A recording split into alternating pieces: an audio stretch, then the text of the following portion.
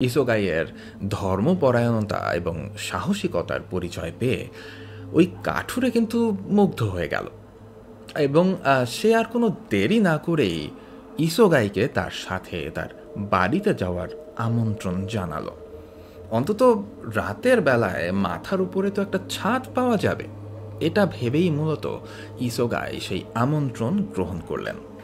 একটি সরু পথ ধরে বনের মধ্য দিয়ে নানান চড়াই উতরাই পার করে তারা অবশেষে গন্তব্যে এসে পৌঁছলেন। কাঠুরের বাড়িটি একটি খড়ের ছাউনি দেওয়া ছোট্ট একটা কুটির। ঘরে প্রবেশ করে ইসোগাই দেখলেন নারী ও পুরুষ মিলে মোটমাট 4 জন লোক একটি ছোট অগ্নিকুণ্ড ঘিরে বসে আগুন পোহাচ্ছেন।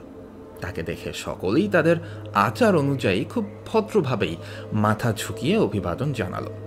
তাদের এই শিষ্টাচার দেখে ইসোগাই ধারণা করলেন নিশ্চয়ই এরা লেখাপড়া জানা কোনো উঁচু বংশেরই মানুষ। এই কথাটা জিজ্ঞেস করায় সেই কাঠুরে এর উত্তরে জানালেন তারা আসলে বেশ উঁচু বংশেরই লোক, কিন্তু নিজেদের কিছু লোভ এবং পরিস্থিতির শিকার হয়ে মূলত সে তার পদমর্যাদা হারিয়েছে।